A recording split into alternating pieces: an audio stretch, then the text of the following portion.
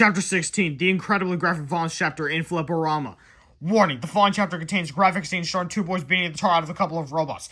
If you have high blood pressure or if you faint at the sight of motor oil, we strongly urge you to take better care of yourself and stop being such a baby. As everybody knows, nothing enhances silly action sequences more than really cheesy animation. And so for the first time in the history of great literature, we proudly bring you the latest in cheesy animation technology, the art of Flip-O-Rama. Here's how it works. Step 1, place your left hand inside the dotted lines marked left hand here. Hold the book open flat. Step 2, grab the right hand page with your right thumb and index finger inside the dotted lines marked right thumb here. And step 3, now quickly flip the right hand page back and forth until the picture appears to be animated. For extra fun, try adding your own sound effects. Alright, let's give this a try. Robot Rampage! Hey! Don't bitch us! Hey! George saves Harold! Harold returns the favor! Mixed nuts and bolts! This is fun! These robots are dead! Chapter 17, The Escape. After defeating the robots, George and Harold untied Captain Underpants. Come on, cried Harold. Let's get out of here. Wait, said Captain Underpants. We have to save the world first. So George, Harold, and Captain Underpants frantically looked all over the laser-mounted 2000, searching for a way to shut it down and stop the inevitable disaster. Said Harold, I think this might be the lever we want. He pulled the self-destruct lever with all his might. Suddenly, the laser-mounted 2000 began to sputter and shake. The huge laser beam turned off, and pieces of the machine began flying off in all directions. It's gonna blow! Cried Harold, run for your lives! Not so fast! Screamed Dr. Diaper, who had appeared out of nowhere. You demolished my robots! You destroyed my laser-mounted 2000! And you ruined my one chance to take over the world! But you wanted to tell the tale! Dr. Diaper pulled out his diaper-mounted 2000 ray gun and pointed at George, Harold, and Captain Underpants. Captain Underpants quickly stretched a pair of underwear and shot it at Dr. Diaper. The underwear landed right on the evil doctor's head. Shot! Oh! Cried Dr. Diaper. I can see! George and Harold ran out of the warehouse as fast as they could. Great shot, Captain Underpants! Cried Harold. There's just one thing I don't understand, said George. Where'd you get the extra pair of underwear? What extra pair? Said Captain Underpants. Never mind that, cried George. Let's just get out of here before that laser-mounted 2000 thing Kaboom! Blood! The laser-mounted 2000 blew up, tearing apart the old warehouse. It sent flaming shards of red-hot metal in every direction. Fly from the skies around our heroes, and the earth began to crumble beneath their feet. Oh no! Cried Harold. We're doomed!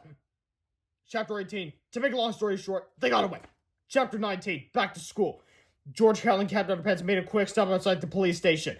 They tied Dr. Diaper to a lamppost and attached a note to him. Arrest me! There! Said Captain Underpants. That ought to explain everything! Back in 15 minutes. Please don't commit any crimes till we return. Thank you.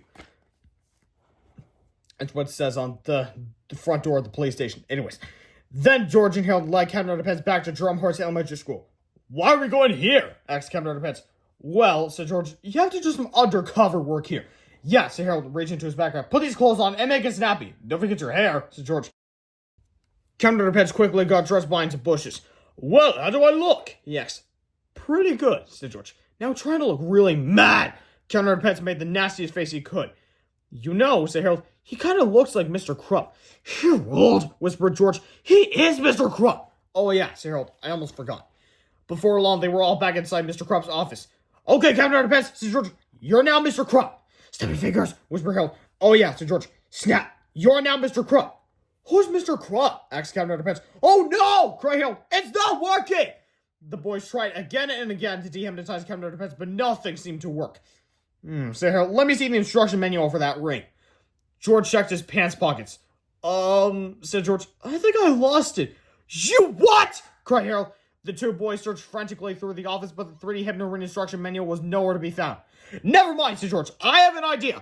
He removed the flowers from a large vase in the corner. Then he poured all of the water over Captain Underpants' head. What do you do that for? Cried Harold. I saw him do this in a cartoon once, said George. So it's gotta work. After a few minutes, Mr. Crump slowly came to. What's going on here? He demanded. And why am I a wet? George and Helen had never been so glad to see Mr. Crump in all their lives. I'm so happy I could cry, said Harold. Well, you're gonna cry and get that video tape for one time, shouted Mr. Crump. I've had it with your child. Mr. Crump took the videotape out of his file cabinet. "You bunch of gin meat!" he sneered. He stormed out of his office with the video and headed toward the gym. George and Harold smiled. "Wait till the football team sees that video," said Harold. "Yeah," said George. "I sure hope they like seeing purple dragons." "Hey, look," said George. "I found the 3D hypno-written instruction manual. It was in my shirt pocket, not like pants pocket." "We'll throw that thing away," said Harold. "We'll never need it again." "I sure hope not," said George. But unbeknown to them. "Warning, whatever you do, don't pour water in anybody's head when they're in a trance. This will cause the hypnotized person to slip back and forth from trance to reality whenever they hear the sound of fingers snapping." Chapter 20.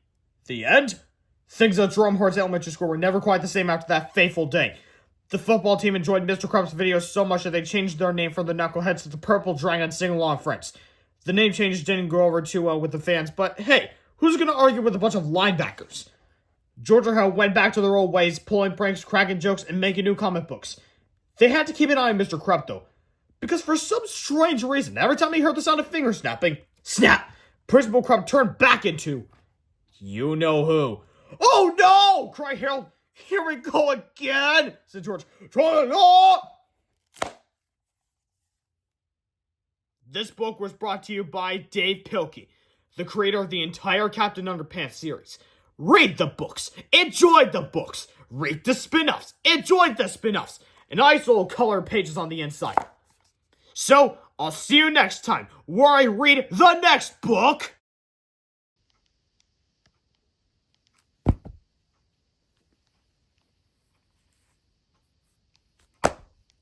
Captain Underpants and the Attack of the Talking Toilets. I'll see you there.